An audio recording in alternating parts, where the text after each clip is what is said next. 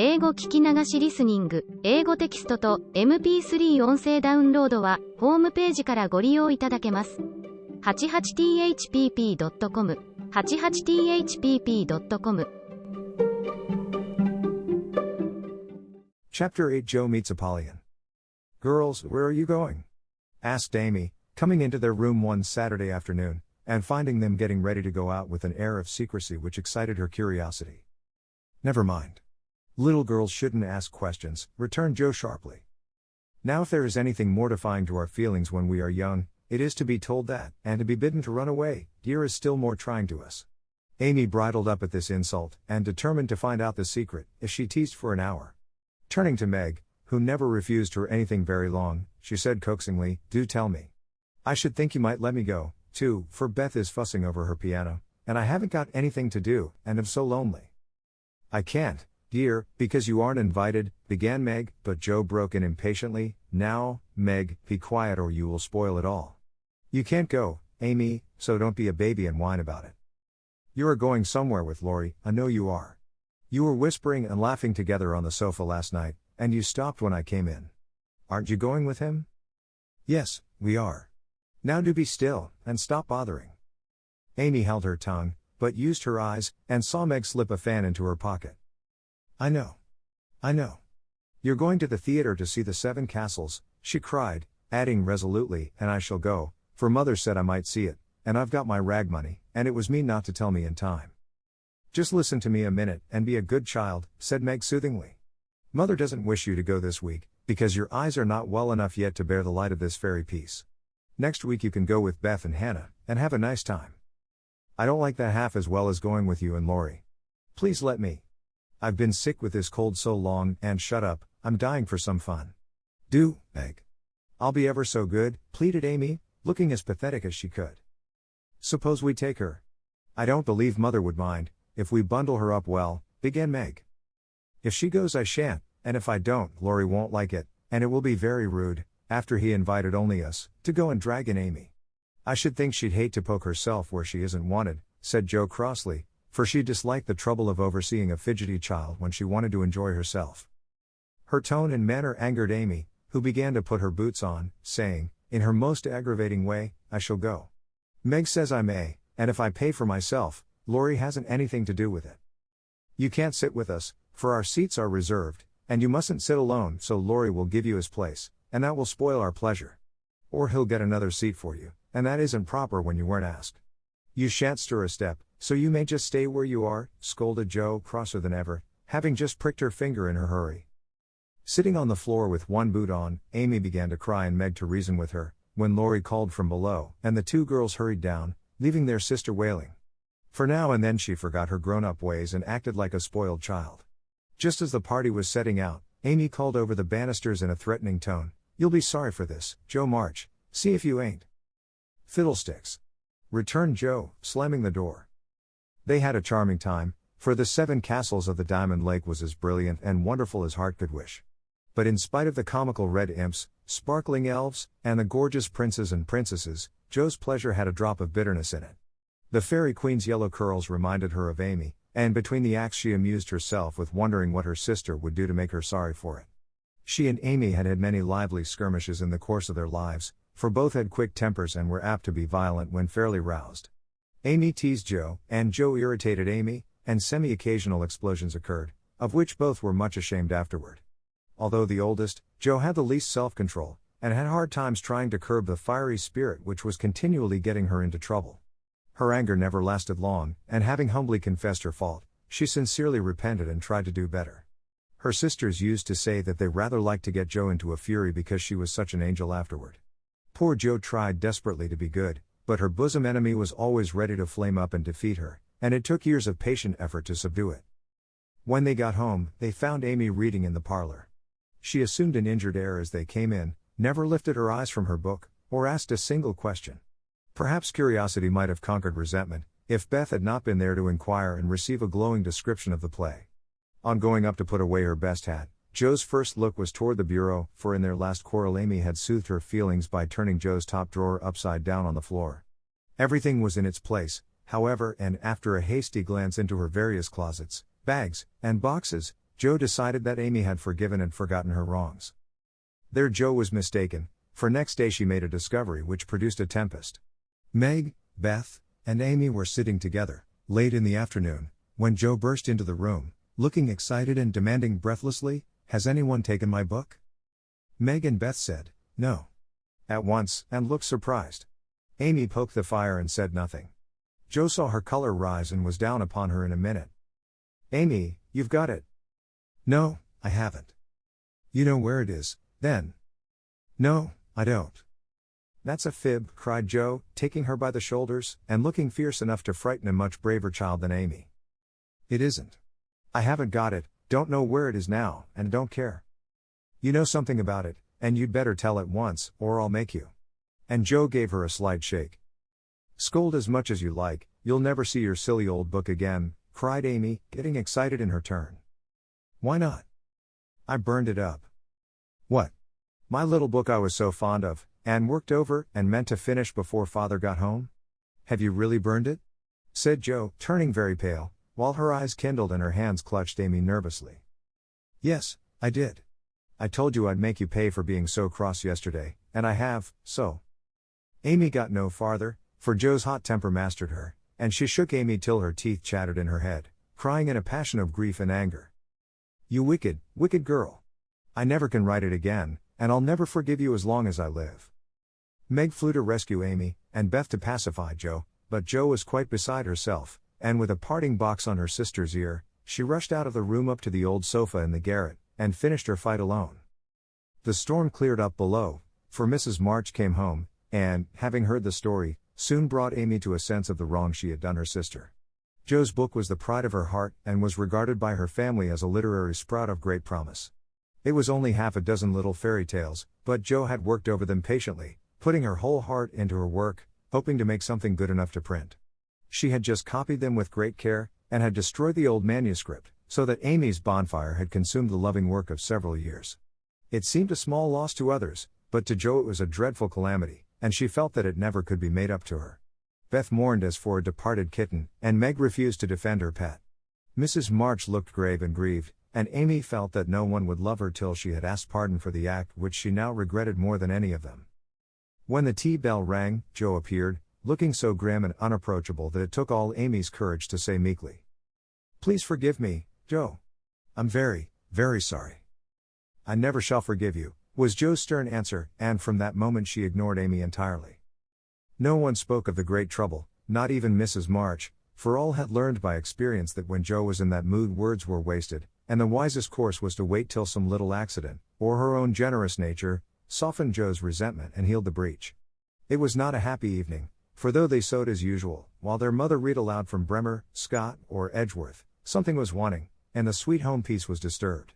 They felt this most when singing time came, for Beth could only play, Jo stood dumb as a stone, and Amy broke down, so Meg and Mother sang alone. But in spite of their efforts to be as cheery as larks, the flute-like voices did not seem to chord as well as usual, and all felt out of tune. As Jo received her goodnight kiss, Mrs. March whispered gently, "My dear, don't let the sun go down upon your anger. Forgive each other, help each other, and begin again tomorrow." Jo wanted to lay her head down on that motherly bosom, and cry her grief and anger all away, but tears were an unmanly weakness, and she felt so deeply injured that she really couldn't quite forgive yet. So she winked hard, shook her head, and said gruffly because Amy was listening, "It was an abominable thing, and she doesn't deserve to be forgiven." With that she marched off to bed, and there was no merry or confidential gossip that night. Amy was much offended that her overtures of peace had been repulsed, and began to wish she had not humbled herself, to feel more injured than ever, and to plume herself on her superior virtue in a way which was particularly exasperating. Jo still looked like a thundercloud, and nothing went well all day. It was bitter cold in the morning, she dropped her precious turnover in the gutter, Aunt March had an attack of the fidgets, Meg was sensitive, Beth would look grieved and wistful when she got home, and Amy kept making remarks about people who were always talking about being good and yet wouldn't even try when other people set them a virtuous example. "Everybody is so hateful, I'll ask Laurie to go skating. He is always kind and jolly, and will put me to rights, I know," said Jo to herself, and off she went. Amy heard the clash of skates, and looked out with an impatient exclamation. "There! She promised I should go next time, for this is the last ice we shall have. but it's no use to ask such a crossbatch to take me. Don't say that. You were very naughty, and it is hard to forgive the loss of her precious little book, but I think she might do it now, and I guess she will, if you try her at the right minute, said Meg. Go after them. Don't say anything till Joe has got good-natured with Laurie, then take a quiet minute and just kiss her, or do some kind thing, and I'm sure she'll be friends again with all her heart. I'll try, said Amy, for the advice suited her, and after a flurry to get ready, she ran after the friends, who were just disappearing over the hill. It was not far to the river, but both were ready before Amy reached them. Joe saw her coming, and turned her back. Laurie did not see, for he was carefully skating along the shore, sounding the ice, for a warm spell had preceded the cold snap. I'll go on to the first bend, and see if it's all right before we begin to race, Amy heard him say, as he shot away, looking like a young Russian in his fur-trimmed coat and cap. Joe heard Amy panting after her run, stamping her feet and blowing on her fingers as she tried to put her skates on, but Joe never turned and went slowly zigzagging down the river, taking a bitter, unhappy sort of satisfaction in her sister's troubles. She had cherished her anger till it grew strong and took possession of her, as evil thoughts and feelings always do unless cast out at once. As Laurie turned the bend, he shouted back, "Keep near the shore. It isn't safe in the middle." Joe heard, but Amy was struggling to her feet and did not catch a word. Joe glanced over her shoulder, and the little demon she was harboring said in her ear, "No matter whether she heard or not, let her take care of herself." Laurie had vanished round the bend, Joe was just at the turn, and Amy, far behind, striking out toward the smoother ice in the middle of the river. For a minute Joe stood still with a strange feeling in her heart, then she resolved to go on, but something held and turned her round, just in time to see Amy throw up her hands and go down, with a sudden crash of rotten ice, the splash of water, and a cry that made Joe's heart stand still with fear. She tried to call Laurie, but her voice was gone. She tried to rush forward, but her feet seemed to have no strength in them, and for a second, she could only stand motionless, staring with a terror-stricken face at the little blue hood above the black water. Something rushed swiftly by her, and Laurie's voice cried out, "Bring a rail. Quick, quick." How she did it, she never knew, but for the next few minutes she worked as if possessed, blindly obeying Laurie, who was quite self-possessed, and lying flat, held Amy up by his arm and hockey stick till Joe dragged a rail from the fence, and together they got the child out, more frightened than hurt. "Now then, we must walk her home as fast as we can. Pile our things on her, while I get off these confounded skates," cried Laurie, wrapping his coat round Amy, and tugging away at the straps which never seemed so intricate before. Shivering, dripping, and crying, they got Amy home, and after an exciting time of it, she fell asleep, rolled in blankets before a hot fire. During the bustle Joe had scarcely spoken but flown about, looking pale and wild, with her things half off, her dress torn, and her hands cut and bruised by ice and rails and refractory buckles. When Amy was comfortably asleep, the house quiet, and Mrs. March sitting by the bed, she called Joe to her and began to bind up the hurt hands. "Are you sure she is safe?" whispered Joe, looking remorsefully at the golden head, which might have been swept away from her sight forever under the treacherous ice. "Quite safe, dear. She is not hurt, and won't even take cold, I think. You were so sensible in covering and getting her home quickly," replied her mother cheerfully. "Laurie did it all. I only let her go. Mother, if she should die, it would be my fault." And Joe dropped down beside the bed in a passion of penitent tears, telling all that had happened, bitterly condemning her hardness of heart, and sobbing out her gratitude for being spared the heavy punishment which might have come upon her. "It's my dreadful temper. I try to cure it, I think I have, and then it breaks out worse than ever. Oh, what shall I do? What shall I do?" cried poor Joe, in despair. "Watch and pray, dear, never get tired of trying, and never think it is impossible to conquer your fault," said Mrs. March, drawing the blousy head to her shoulder and kissing the wet cheek so tenderly that Joe cried even harder. "You don't know, you can't guess how bad it is. It seems as if I could do anything when I'm in a passion. I get so savage, I could hurt anyone and enjoy it. I'm afraid I shall do something dreadful some day, and spoil my life, and make everybody hate me. Oh, help me, do help me." "I will, my child, I will. Don't cry so bitterly, but remember this day, and resolve with all your soul that you will never know another like it. Joe, dear, we all have our temptations, some far greater than yours, and it often takes us all our lives to conquer them. You think your temper is the worst in the world, but mine used to be just like it." "Yours, mother? Why, you are never angry." And for the moment Joe forgot remorse in surprise. "I've been trying to cure it for 40 years, and have only succeeded in controlling it. I am angry nearly every day of my life, Joe, but I have learned not to show it, and I still hope to learn not to feel it, though it may take me another 40 years to do so. The patience and the humility of the face she loved so well was a better lesson to Joe than the wisest lecture, the sharpest reproof. She felt comforted at once by the sympathy and confidence given her. The knowledge that her mother had a fault like hers, and tried to mend it, made her own easier to bear and strengthened her resolution to cure it, though 40 years seemed rather a long time to watch and pray to a girl of 15. Mother, are you angry when you fold your lips tight together and go out of the room sometimes, when Aunt March scolds or people worry you? Asked Joe, feeling nearer and dearer to her mother than ever before. Yes, I've learned to check the hasty words that rise to my lips, and when I feel that they mean to break out against my will, I just go away for a minute, and give myself a little shake for being so weak and wicked, answered Mrs. March with a sigh and a smile, as she smoothed and fastened up Joe's disheveled hair. How did you learn to keep still? That is what troubles me, for the sharp words fly out before I know what I'm about, and the more I say the worse I get, till it's a pleasure to hurt people's feelings and say dreadful things. Tell me how you do it, Mommy dear. My good mother used to help me. As you do us. Interrupted Joe, with a grateful kiss. But I lost her when I was a little older than you are, and for years had to struggle on alone, for I was too proud to confess my weakness to anyone else. I had a hard time, Joe, and shed a good many bitter tears over my failures, for in spite of my efforts I never seemed to get on. Then your father came, and I was so happy that I found it easy to be good. But by and by, when I had 4 little daughters round me and we were poor, then the old trouble began again, for I am not patient by nature, and it tried me very much to see my children wanting anything. Poor mother. What helped you then? Your father, Joe. He never loses patience, never doubts or complains, but always hopes, and works and waits so cheerfully that one is ashamed to do otherwise before him. He helped and comforted me, and showed me that I must try to practice all the virtues I would have my little girls possess, for I was their example. It was easier to try for your sakes than for my own.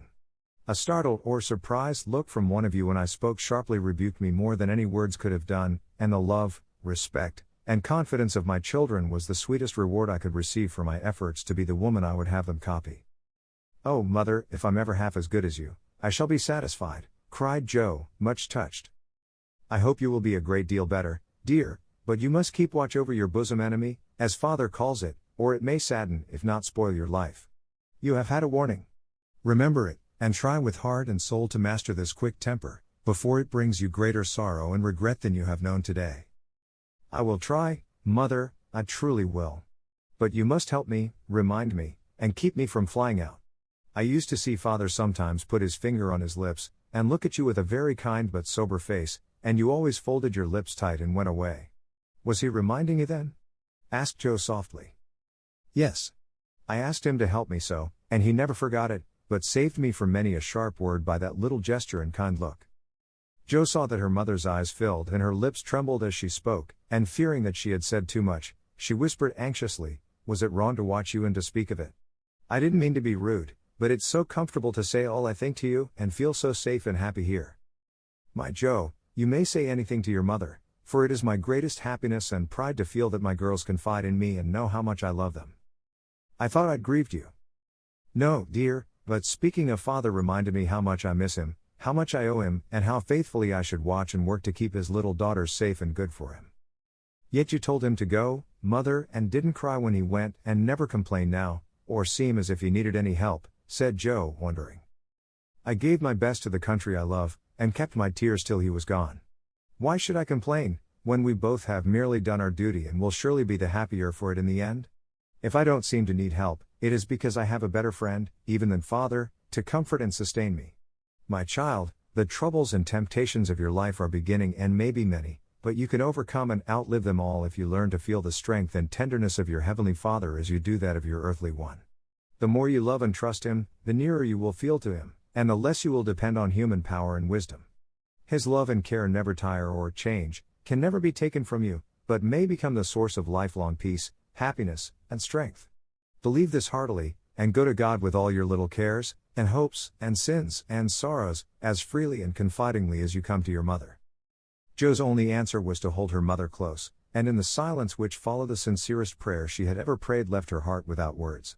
For in that sad yet happy hour, she had learned not only the bitterness of remorse and despair, but the sweetness of self-denial and self-control, and led by her mother's hand, she had drawn nearer to the friend who always welcomes every child with a love stronger than that of any father, tenderer than that of any mother.